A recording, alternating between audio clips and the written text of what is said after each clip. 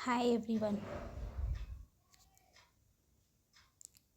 ये है class 6 NCERT geography की तीसरी क्लास।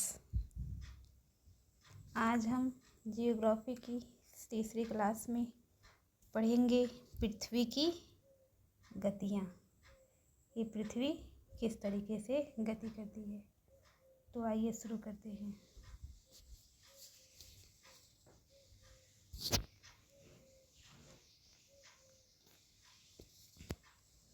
जैसा कि आप जानते हैं, पृथ्वी की गति दो प्रकार की है, घूर्णन एवं परिक्रमण।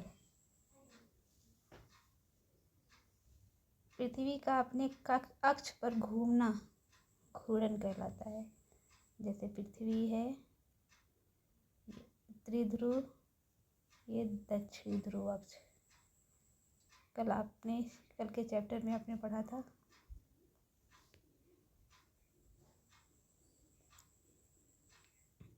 ये है इसका अक्ष। पृथ्वी इस तरह से भ्रमण करती है, घूमती है। पृथ्वी अपनी धुरी पे जो घूमती है उसे क्या कहते हैं? घूर्णन।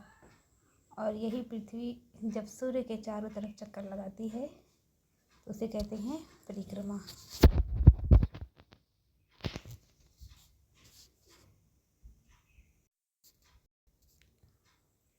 सूर्य के चारों ओर एक स्थिर कक्षा में पृथ्वी की गति को परिक्रमण कहते हैं। पृथ्वी का अक्ष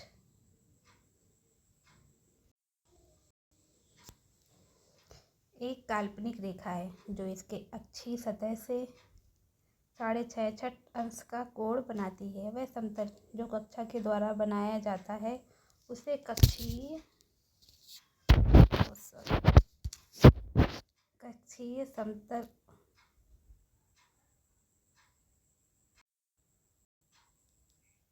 समतल कहते हैं। पृथ्वी सूर्य से प्रकाश प्राप्त करती है।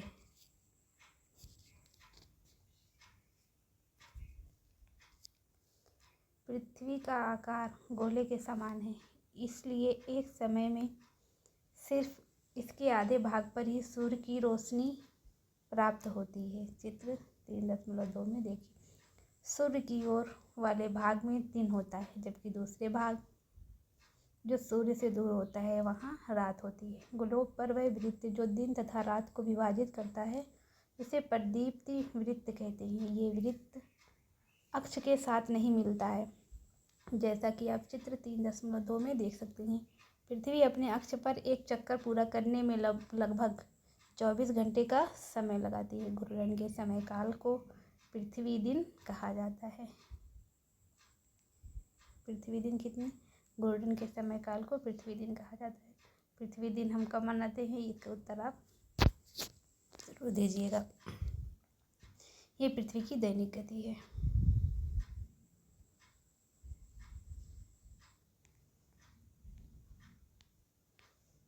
यहाँ पे आप चित्र में देख सकते हैं। चित्र 3.2 ये है। ये दक्षिणी ध्रुव, उत्तरी ध्रुव। ये देखिए, ये है प्रदीप्त वृत्त, विषुवत वृत्त। और यह है पृथ्वी अक्ष का झुकाव तथा कक्षीय समतल।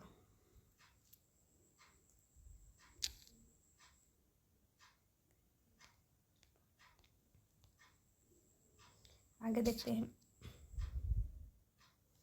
अगर पृथ्वी घूर्णन नहीं करे तो क्या होगा? सूर्य की तरफ वाले पृथ्वी के भाग में हमेशा दिन होगा। अगर ये पृथ्वी है जो घूर्णन अगर नहीं करे, चारों तरफ ना घूमे, तो क्या होगा? यहाँ पे सूर्य है, इसके आधे भाग पे दिन रहता है, इधर अंधेरा। तो जिस भाग में उजाला रहेगा उसमें उजाला ही रहेगा, दिन ही, और जिसमें रात रहेगी उसमें रात ही रहेगी। अगर पृथ्वी घूर्णन करना बंद कर दे तो, जिसके कारण उस भाग में गर्मी लगातार पड़ेगी, दूसरे भाग में हमेशा अंधेरा रहेगा एवं पूरे समय ठंड पड़ेगी। इस तरह की अवस्था में जीवन संभव नहीं हो पाएगा। पृथ्वी की दूसरी गति जो सूर्य के चारों ओर कक्षा में होती है, चारों ओर कक्ष में होती है, उसे परिक्रमण का कहा जाता है। पृथ्वी एक वर्ष में 365 दिन में सूर्य का एक चक्कर लगाती है। हम लोग एक वर्ष 365 दिन का मानते तथा सुविधा के लिए 6 घंटे का को इसमें नहीं जोड़ते हैं।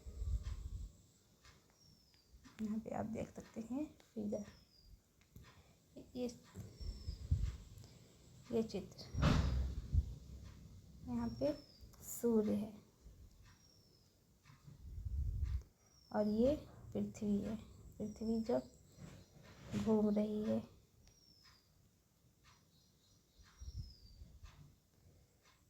एक मिनट,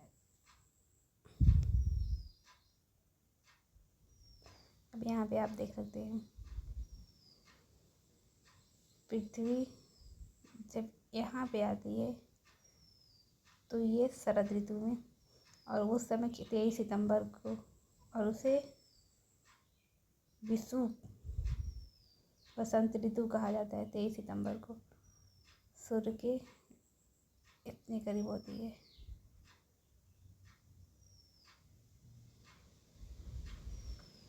जब पृथ्वी सूर्य से दूर रहती है, दक्षिणी अयनांत, ये है 22 दिसंबर।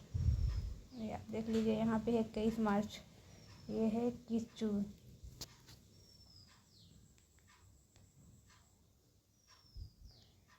चार वर्षों में प्रत्येक वर्ष के बचे हुए 6 घंटे मिलकर एक दिन यानी 24 घंटे के बराबर हो जाते हैं।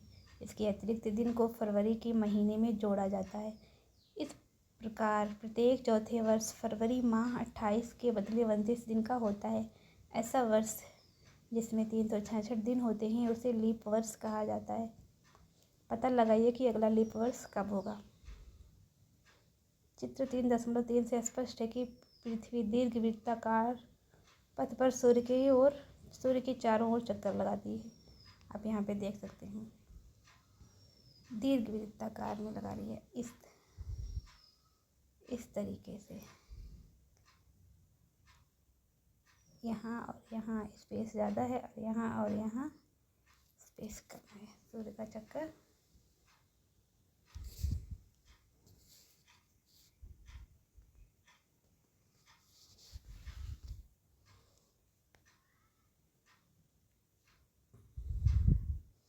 ध्यान दीजिए कि पृथ्वी पूरे कक्ष में एक ही दिशा में झुकी हुई है। सामान्यतः एक वर्ष को गर्मी, सर्दी, वसंत एवं शरद ऋतु में बांटा जाता है। ऋतुओं में परिवर्तन सूर्य के चारों ओर पृथ्वी की स्थिति में परिवर्तन के कारण होता है।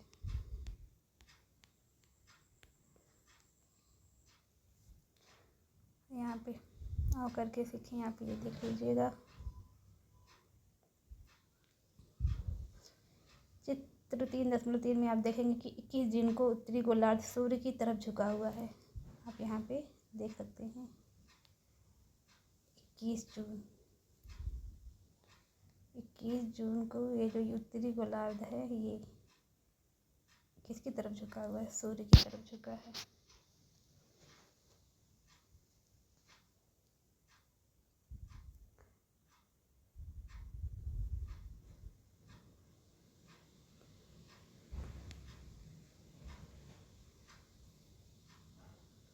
सूर्य की किरणें कर्क रेखा पर सीधी पड़ती हैं। इसके परिणाम स्वरूप इन क्षेत्रों में ऊष्मा अधिक प्राप्त होती है। ध्रुवों के पास वाले क्षेत्रों में कम ऊष्मा प्राप्त होती है क्योंकि वहाँ सूर्य की किरणें तिरछी पड़ती हैं। उत्तर ध्रुव सूर्य की तरफ झुका होता है तथा उत्तरी ध्रुव रेखा के बाद वाले भागों पर लगभग 6 महीने तक लगातार दिन रहता है।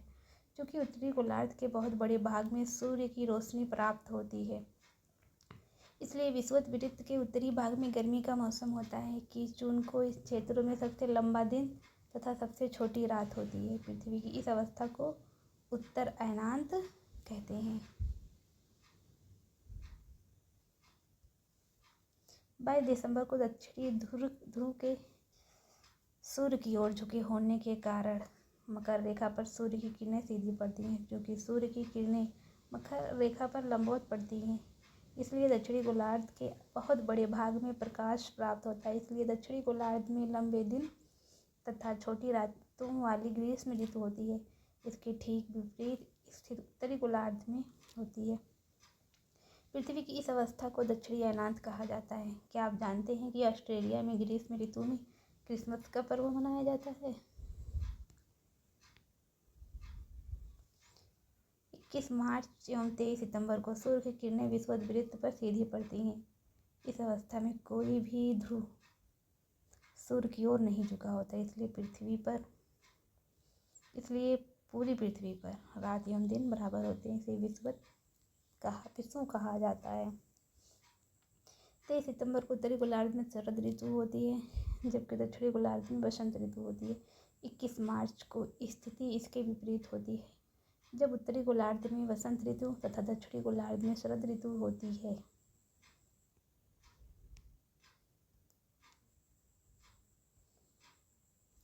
इस प्रकार स्पष्ट है कि पृथ्वी के घूर्णन एवं परिक्रमण के कारण दिन एवं रात तथा ऋतुओं में परिवर्तन होता है।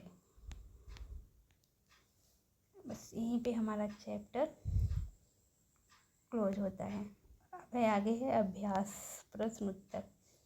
निम्नलिखित प्रश्नों के उत्तर संक्षेप में दीजिए। पृथ्वी के अक्ष का झुकाव कोण क्या है? घूर्णन एवं परिक्रमण को परिभाषित करें। लीप वर्ष क्या है?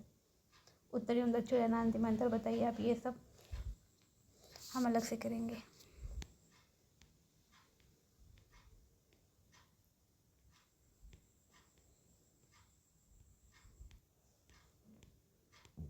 अब कल हम पढ़ते हैं लेसन 4 अध्याय 4 मानचित्र।